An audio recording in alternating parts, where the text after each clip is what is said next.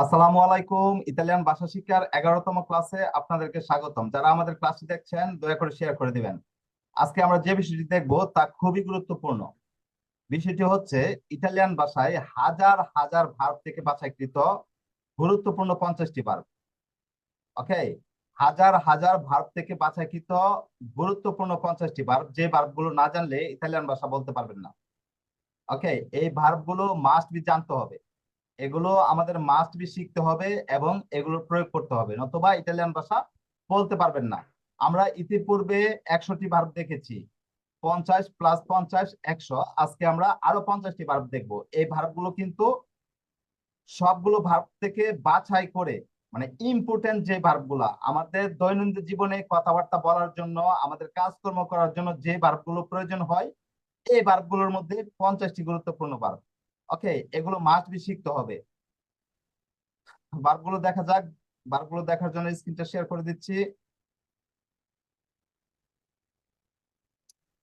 দেখুন, প্রথমে যে বারটি রয়েছে তা হচ্ছে আববিছিনারে। ওকে, প্রথমে যে বারটি রয়েছে তা হচ্ছে আববিছিনারে। এরপর আল্লনতানারে। আববিছিনারে এর অর্থ হচ্ছে কাছে আসা, আর আল্লনতানারে এর অর্থ হচ্ছে দূরে যাওয়া। ওকে, আববিছিনারে কাছে আসা আর আল্লনতানারে দূরে যাওয়া। এরপর সেদেরে। সেদেরে এর অর্থ হচ্ছে বসা। ওকে, সেদেরে এর অর্থ বসা। আলসারে। আলসারে এর অর্থ হচ্ছে উঠা। ওকে, আলসারে এর অর্থ উঠা। কাদেরে। কাদেরে হচ্ছে পড়ে যাওয়া। কাদেরে পড়ে যাওয়া। আর রিয়ালসারে এর অর্থ হচ্ছে পুনরায় ওঠা। ওকে, এরপর রিস্কালদারে। রিস্কালদারে এর অর্থ হচ্ছে গরম করা। আর রাফরের দ্বারে এর অর্থ হচ্ছে ঠান্ডা করা। ওকে, রিস্কাল দ্বারে গরম করা, রাফরের দ্বারে ঠান্ডা করা। এরপর কপ্রিরে। কপ্রিরে এর অর্থ ডাকা। কপ্রিরে ডাকা। আর দিমস্ত্রারে হচ্ছে প্রদর্শন করা, মানে শু করা, দেখানো। ওকে, এরপরে স্লাইডে যাই। এরপর মস্ত্রারে, এটার অর্থ কিন্তু দেখানো বা শু করা। হ্যাঁ, দিমস্ত্রারে এবং মস্ত্রারে দুইটাই কিন্তু শু করা, দেখানো। তারপর নাসকন্দেরে এর অর্থ হচ্ছে লুকানো। নাসকন্দেরে এর অর্থ হচ্ছে লুকানো। উদিরে। উদিরে এর অর্থ কথা নেই। শোনা। উদিরে এর অর্থ শোনা। এরপর সনিয়ার। সনিয়ারে এর অর্থ হচ্ছে স্বপ্ন দেখা। সনিয়ারে এর অর্থ স্বপ্ন দেখা।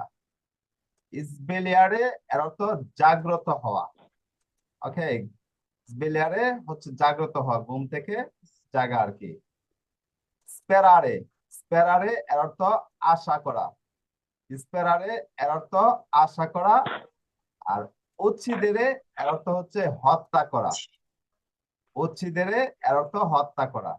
রাপিনারে এর অর্থ ডাকাতি করা।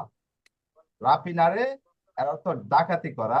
আর রুবারে এর অর্থ হচ্ছে চুরি করা। রুবারে চুরি করা।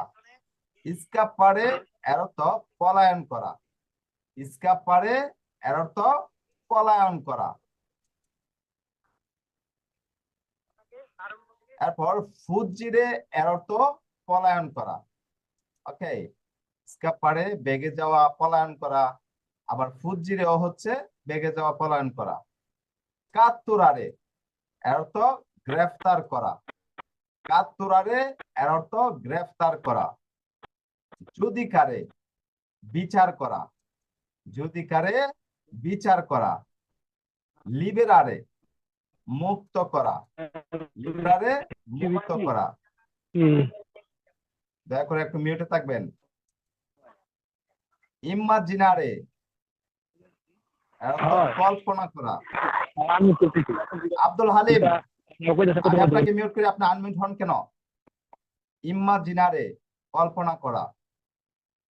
প্রবারে চেষ্টা করা, প্রবারে চেষ্টা করা, আর সুপেরারে হচ্ছে উত্তীর্ণ হওয়া, মানে ফার্স্ট করা সুপেরারে।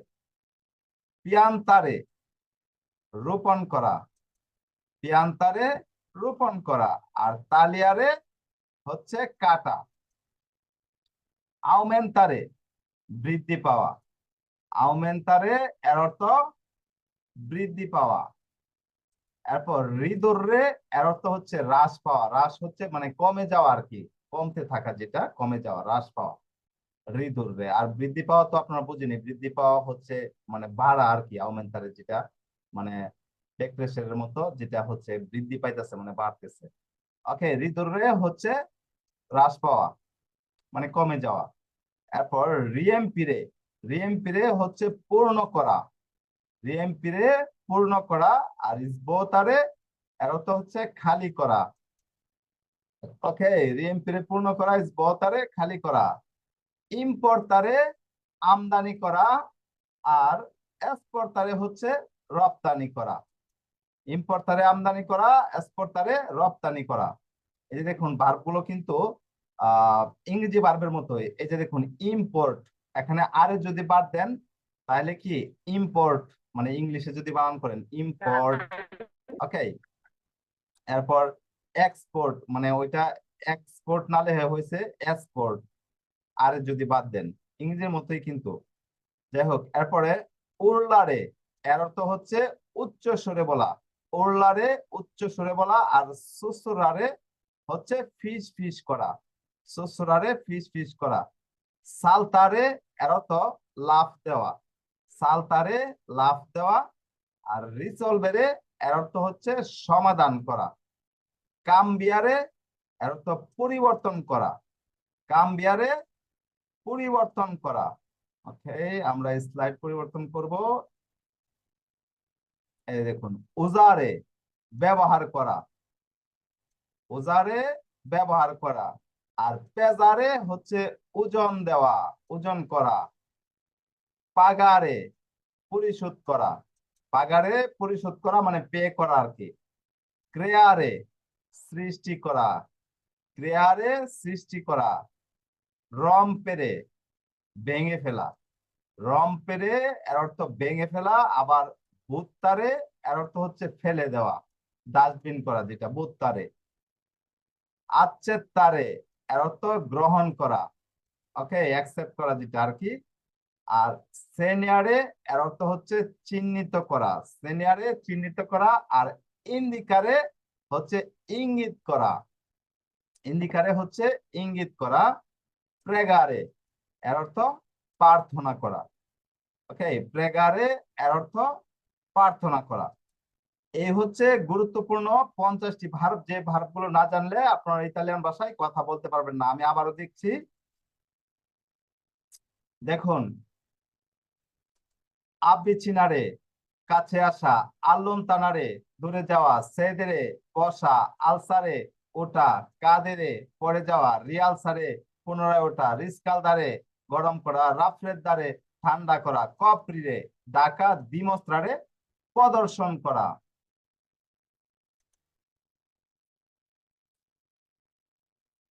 তারপর মস্ত্রারেও প্রদর্শন করা বা দেখানো, মস্ত্রারে দেখানো, নাচকন্দেরে লুকানো, উদিরে শোনা, সনিয়ারে স্বপ্ন দেখা, স্পেলিয়ারে জাগ্রত হওয়া বা জাগ্রত করা, স্পেরারে আশা করা, উচ্ছিদেরে হত্যা করা, রাপিনারে ডাকাতি করা, রোববারে চুরি করা, স্কাপারে পলায়ন করা।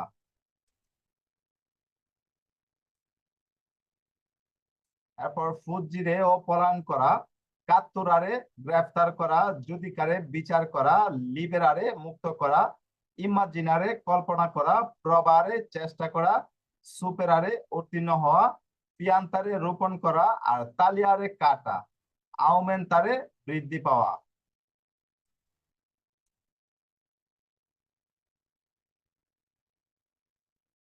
রিদুররে হ্রাস পাওয়া, রিএমপিরে পূর্ণ করা, স্বোতারে খালি করা, ইম্পোর্টারে আমদানি করা, এক্সপোর্টারে রপ্তানি করা, উরলারে উচ্চ সুরে বলা, সুসুরারে ফিস ফিস করা, সালতারে লাফ দেওয়া, রিজলভেরে সমাধান করা, কাম্বিয়ারে পরিবর্তন করা।